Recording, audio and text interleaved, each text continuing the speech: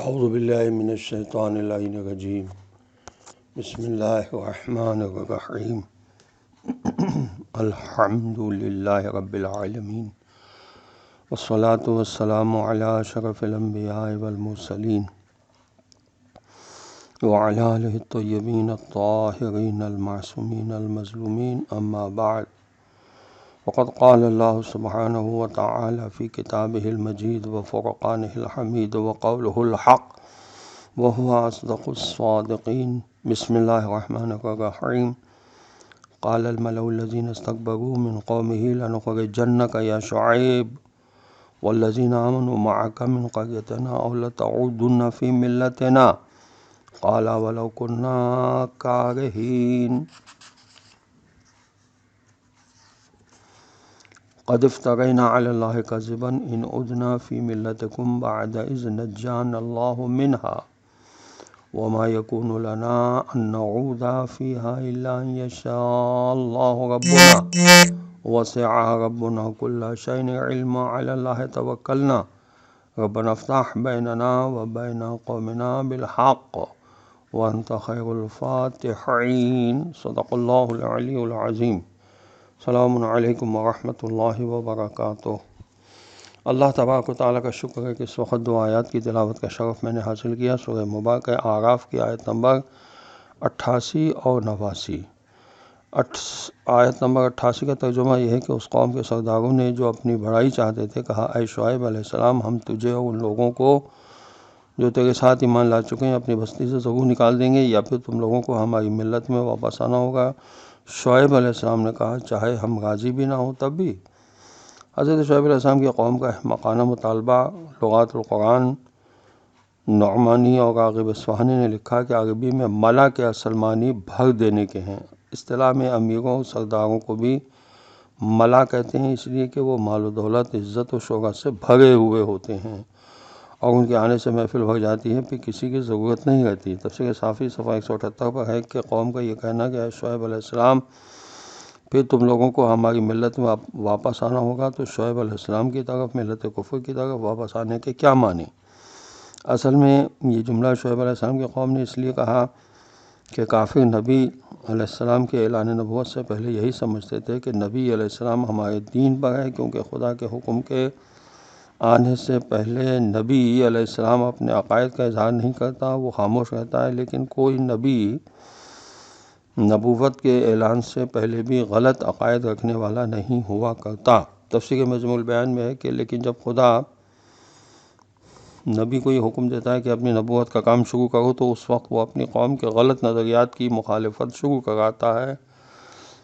دیتا ہے۔ قوم یہ سمجھتی ہے کہ نبی علیہ السلام پہلے ہمارے عقیدے پر تھا، اب پھر گیا ہے۔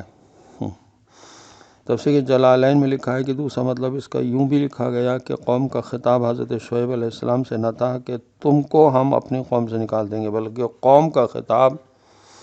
حضرت شعیب علیہ السلام کے ماننے والوں سے تھا، جو پہلے کھلے بندوں کافروں کی جماعت میں شامل تھے، کیونکہ کوئی نبی علیہ السلام گمراہی میں قوم کا شریک کبھی نہیں ہوا کرتا۔ عزیزان محترم، یہ وضاحت کرتے ہوئے کہ کس طرح ہم ان کے لیے فخر کا باعث بن سکتے ہیں، حضرت امام حسن عسکری علیہ السلام کی حدیث ہے، اللہ سے ڈرو، ہمارے لیے زینت بنو اور باعث شرمندگی نہ بنو۔ دوسرے کے سامنے ہاتھ پھیلانا، عزت اور وقت کو خاک میں ملا دینا، اسی لیے قناعت اور بردباری کو بہترین دولت قرار دیا گیا ہے۔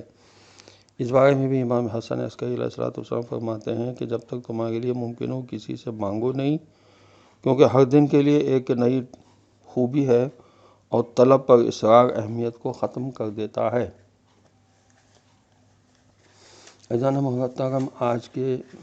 جشن کبیر کے دو اسماء یا منانو ہے، اے احسان کرنے والے خدا، اور دوسرا اسم یا دیانو ہے کہ اے بہترین جزا دینے والے خدا۔ اور اب میں آیت نمبر 89 کی تلاوت کرتا ہوں، اس کا ترجمہ پڑھتا ہوں۔ بسم اللہ الرحمن الرحیم، قد افترینا علی اللہ کذبا ان عدنا فی ملتکم بعد اذ نجانا اللہ منها وما يكون لنا أن نعود فيها إلا أن يشاء الله ربنا وسع ربنا كل شيء علما على الله توكلنا ربنا افتح بيننا وبين قومنا بالحق وانت خیر الفاتحین۔ اگر ہم تمہاری ملت میں واپس آ جائیں جبکہ اللہ ہم کو اس گمراہی سے نجات دے چکا ہے تو یقیناً ہم نے اللہ پر جھوٹ باندھا تھا،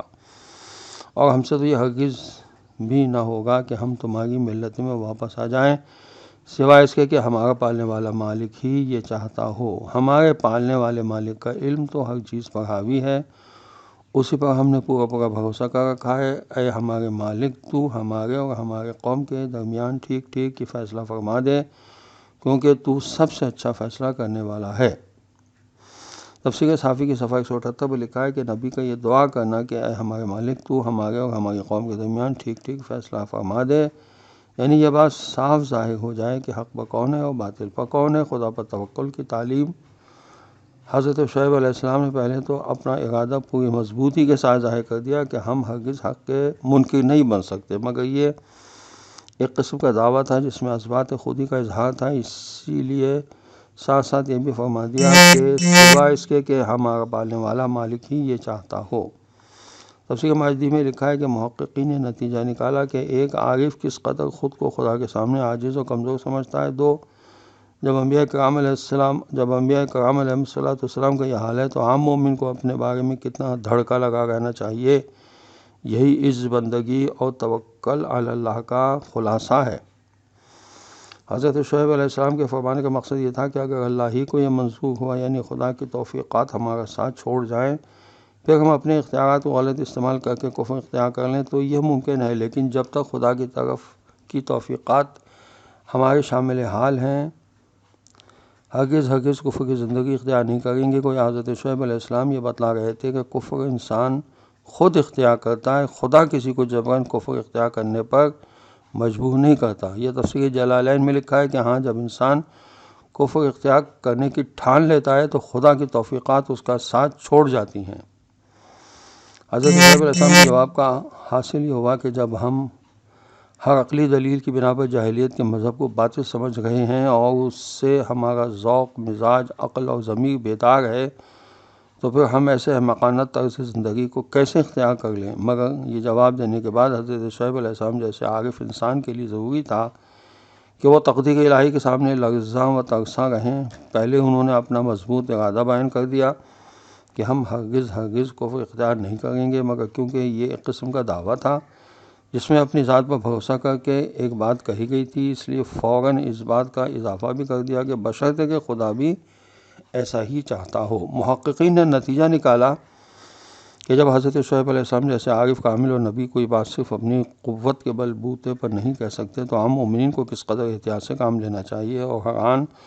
خدا کی مشیت سے ڈرتے رہنا چاہیے۔ اکابر انبیاء علیہ السلام اور اولیاء علیہ السلام سے اس قسم کے کلمات اکثر منقول ہوئے ہیں، جس طرح حضرت ابراہیم علیہ السلام خدا سے دعا فرماتے ہیں کہ وَجْنِبْنِي وَبَنِيَّ أَن نَعْبُدَ الْأَصْنَامَ، خداوندہ مجھے اور میری اولاد کو بت پرستی سے محفوظ رکھنا۔ یا خود حضرت رسول اکرم صلی اللہ علیہ وسلم کی یہ دعا جو وہ اکثر مانگا کرتے تھے، یا مقلب القلوب والابصار ثبت قلوبنا علی دینک وطاعتک، یعنی اے دلوں اور نگاہوں کو پھیر دینے والے، ہمارے دلوں کو اپنے دین اور اپنی اطاعت پر ثابت قدم رکھ۔ یا حضرت یوسف علیہ السلام کی دعا توفنی مسلمہ، مجھے مسلمان کی موت عطا فرما۔ غرض ہر معاملے میں خدا پر بھروسہ کرنا ضروری ہے، اپنی ذات پر نہیں۔ یہ تفسیر کبیر میں لکھا ہے، اور تفسیر تبیان میں یہ لکھا ہے کہ حضرت شعیب علیہ السلام کا مطلب یہ بھی ہو سکتا ہے کہ کیونکہ خدا کا کسی کے لیے یہ چاہنا ناممکن ہے کہ وہ کفر و شرک اختیار کرے، اس لیے یہ ناممکن ہے کہ ہم تمہارا دین کفر و شرک اختیار کر لیں۔ خداوند عالم ہمیں عمل کی توفیق عطا فرمائے، اور اس سلسلے میں معلومات جو بھی فراہم کی گئی ہیں قرآن کے ذریعے سے، رسول اور آل رسول کے ذریعے سے، ان کو ہمیں سمجھنے کی خدا توفیق عطا فرمائے اور دوسروں کو سمجھانے کی بھی توفیق عطا فرمائے۔ وآخر دعوانا ان الحمد للہ رب العالمین، والسلام علیکم ورحمۃ اللہ وبرکاتہ۔